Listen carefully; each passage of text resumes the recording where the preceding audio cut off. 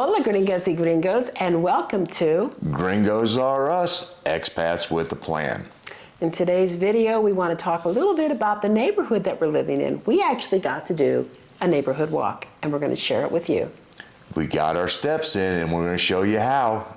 Coming up next.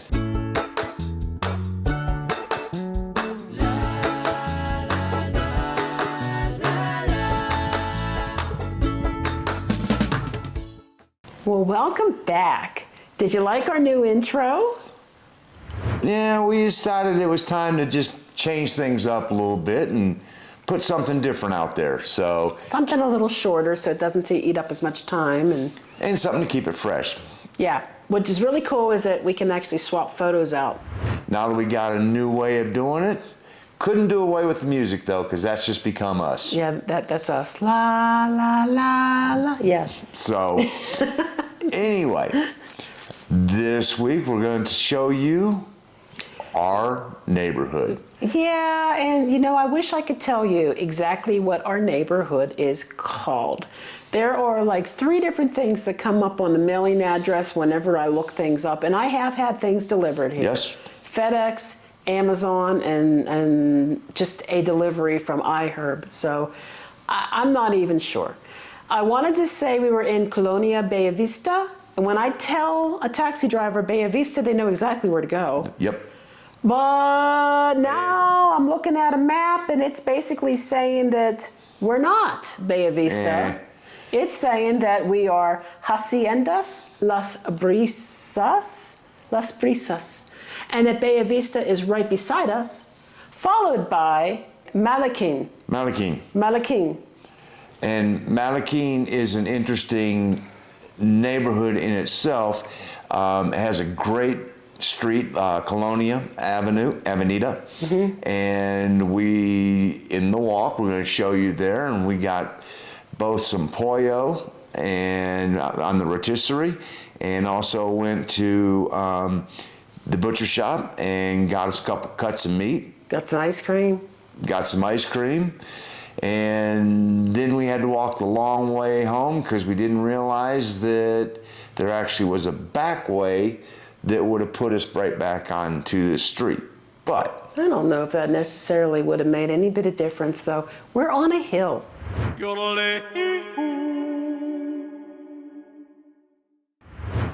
Oh yeah. So it would have been a hill no matter which way we went. But it could have been maybe a little bit more of a lower incline. Maybe. So we basically live in this development that is also on the hill.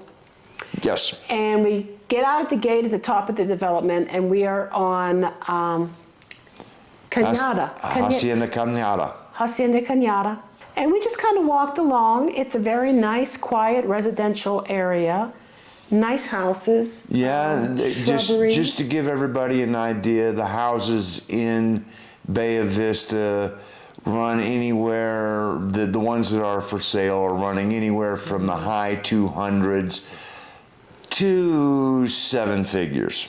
They're pretty expensive, and we're not going to lie. There's a little bit of a gringo feel here in some cases. Yes. Not 100%, but there's a lot of Airbnbs throughout the area, throughout all 3 of these neighborhoods that we're around, and they do get rented considerably to, I would want to say, predominantly gringos. I would say you would be correct, yes. Most of the time. And we've talked to some other YouTubers who have stayed in the San Miguel area, and they too were very close to these neighborhoods, if not within them when they stayed. It just seems to be a very big Airbnb area. Okay, so we start walking what I thought was Bellavista, but is actually considered Hacienda Las Brisas. So we're walking the neighborhood, and we notice, you know, it does sort of start to taper off and get a whole lot more rural looking toward the end of the neighborhood. And you can see very quickly. Yeah, you can see up on the hill what look like some haciendas that, quite honestly, 2 of them. may be where these horses are coming from. We see horses on a regular basis. Almost going down the street. At least 4 or 5 times a week walking the street behind us sometimes with riders, sometimes only with half the riders, which we think are the guides who are bringing the horses back. Probably. And they go right past us and they continue up this street. You can only imagine that it might be one of those houses up on that hill. It might be a ranch or something for the horses. Yeah. Plenty of room. Possibly. Plenty of grass. Yep. And there was a nice little park, a little playground area. There was a family there enjoying the playground. It also had some fitness equipment, which was nice to see. And one thing I noticed, and I've noticed it about this area in general, more so in San Miguel than in Querétaro, there are a lot of cypress trees. There are a lot of lavender bushes. And what's the other thing that I noticed? I guess wine country in general, which Querétaro is known for too. But the temperature and the climate is similar between the two. And I'm like, cypress trees. This is the type of cypress trees that are all around here are the things that I would see in, I don't know, Italy, particularly Tuscany. In addition to the wineries, there's often olive trees. Again, it seems like the climate here is very much like northern Italy and France. Southern France, yeah. So you're getting the arid areas. The altitude is probably higher here than it is in Tuscany. I mean, once you get into the Alps, obviously it's going to be higher still. But the whole Tuscan area is probably going to be a little bit lower. But then it is further north, so that helps to balance it out a little bit with us being the higher elevation here. Right. But the lavender, so this is something I'm noticing everywhere around here. It's downtown in Centro. It's in front of people's yards. It's right here in this neighborhood. And of course, there are lavender fields, lavender farms not too far from here. And I mean, I even noticed in Querétaro, one chef in one of the restaurants there was cooking with lavender. It's everywhere. Well, didn't you get the creme brulee with? I got a lavender creme brulee made with lavender that he grew himself. He told me that.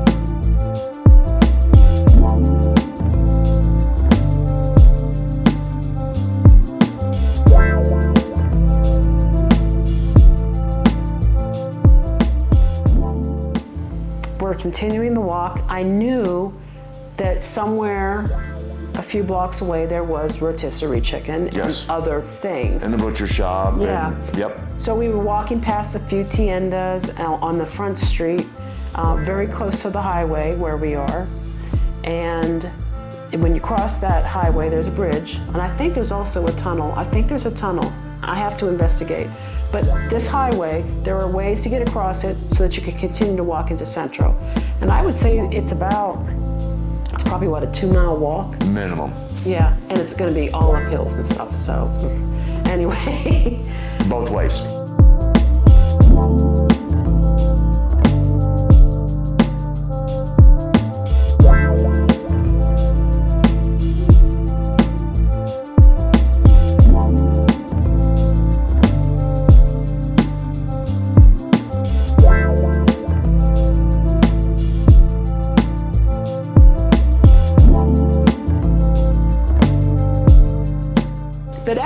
continue along that main highway, then you run into this Malanquin neighborhood. And you can tell that it's changed because it has those colorful banners, Yes, zigzagging the entire avenue. and then the area around Colonia Avenida, that particular neighborhood over there was founded and financed by the Mexican federal government, because the problem is with the gentrification of San Miguel, affordable housing for native Mexicans was hard to find. I mean, it really was, and anything that was affordable was being snatched up and redone and flipped and then sold at an exorbitant price. So the federal government basically created this one neighborhood over there, and you have to be a Mexican national to be able to buy in that neighborhood.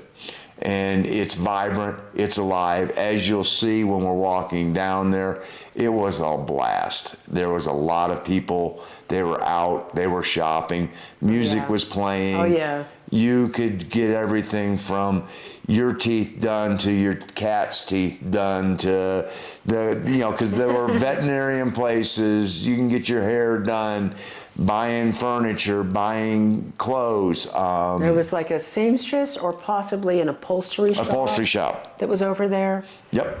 Biggest difference is there were people.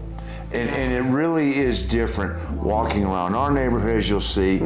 It really was just us. Occasionally you'd see somebody else walking by.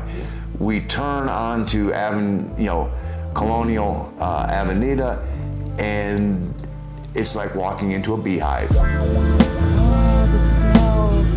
Buenas tardes.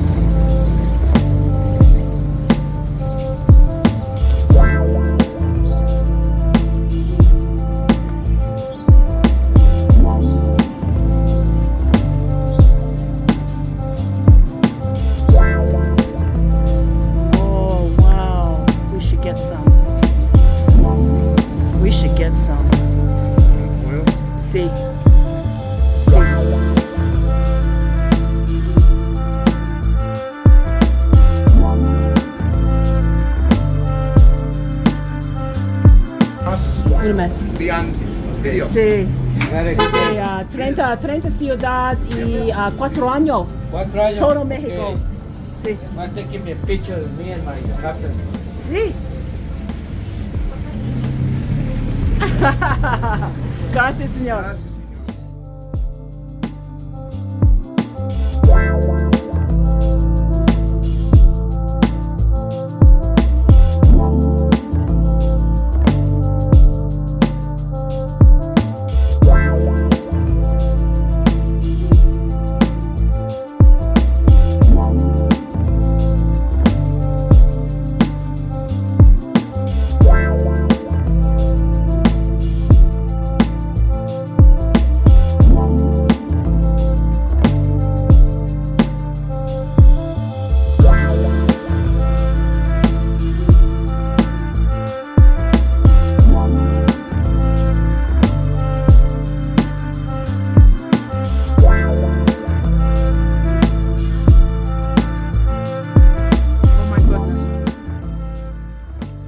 So good. It's not overly sweet, and there are bits of coconut inside, and it's so refreshing. 25 pesos. Who needs razor wire or barbed wire when you got glass? We stopped at a chicken rotisserie place. I wish I could remember the word for rotisserie. Was it pollo rotisseria or something like that? You had it on the other video. I do. And we got some piña, tamarindo, and I forget what this was. I don't know, we'll find out. She also gave us tortillas, and they're still warm. And this looks like a mix of queso with some jalapeno. I mean, that's what we're eating today. Oh my goodness. All right, Mar. Oh, it's so hot. Look at it, it's still hot. Get a little piece and taste it. Oh, it's so hot. Oh my goodness. Okay. Oh, that's good.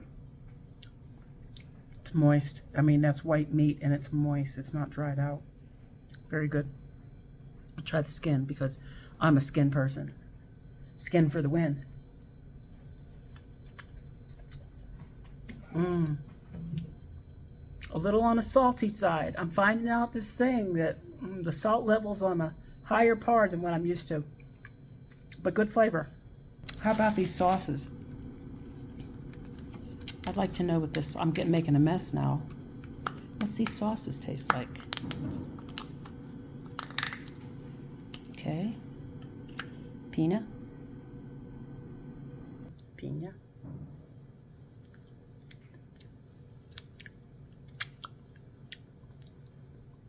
Sweet when it first hits you.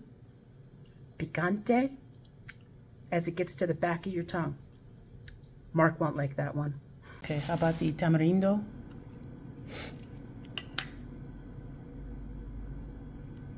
Okay.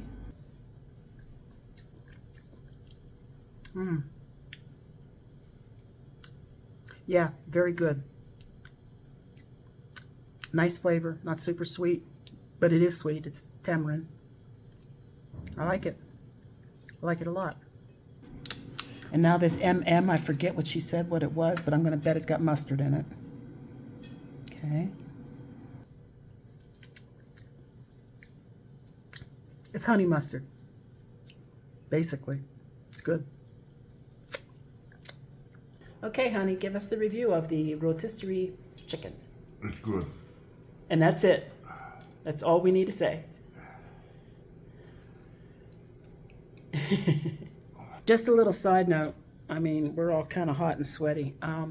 It's warm out. I probably got sunburnt. And my face is looking a little red, right? And I had sunglasses on. No joke. It's uphill both ways. We walked a lot of hills today. The steepest hill being the one that got us back here to where we're staying. So that was a long hill. We're a little wiped out. Time to eat. Oh man, I was wrong. That was not queso in the bag with the jalapeno. It's like cabbage, like a slaw. So I made myself taco con this fresh, warm tortilla that you could smell as soon as he took it out of the bag. Get rotisserie chicken. Oh gosh. It's the bomb. So good. So I put some of the tamarindo on here with the slaw. I saved the jalapeno for my breakfast. We're gonna give this a taste here.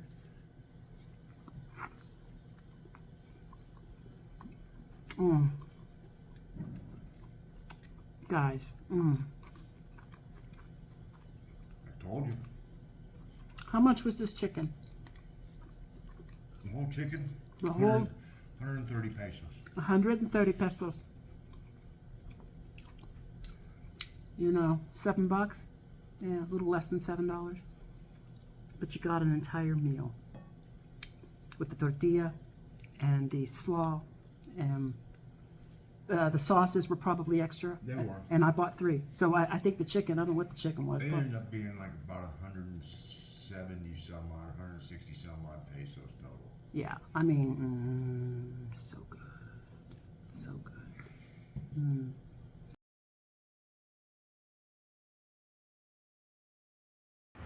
Hope you enjoyed that little tour of Malanquin And Bellavista. and Bellavista and Hacienda Las Brisas. If it's good enough for the cabbies, it's good enough for me. I'm Exactly. going to say Bellavista. Bellavista, they find it. Yes. I got to tell you, that ice cream, that had bits of coconut in it, and it was so creamy and so good. That pretty much gives you an idea of what we have going on right around us here in the neighborhood. There are some other neighborhoods that I do want to go visit. There is one that is particularly well known for its wall mural art. That'll be coming in a future video. Also coming up, I hope this weekend, our very first impressions of San Miguel de Allende. Yep. So, wrap it up here. We appreciate you spending the time with us. If you've gotten any entertainment or any education out of this, feel free to subscribe. We appreciate it. You guys have done a great job, and hearts out to all of you for doing what you have done and giving us the inspiration to keep going on. Yep, we really do appreciate it. The growth has been phenomenal. And yes, we hit that 1,000. We're just so excited about that. That's exciting. So we're also looking at possibly doing some live streams coming up. We just want to verify that our We're going to do a dry run just to Yeah. make sure after the bad episode that we had Yeah. doing it with the Mexico relocation guy, which was not Mariana's fault, it was just bad we internet. just had bad internet. We don't want that to occur during a live stream. So we would like to do a dry run. You may see us pop up live just randomly, and it's just us trying things out. So, And other than that, give us, if you liked it, give us the thumbs up. and ring the bell so you'll be notified of our future videos. Thank you for joining us. We are Gringos Are Us. Expats with the plan. Remember, we're doing it. You can too. Hasta la próxima vez. Adios.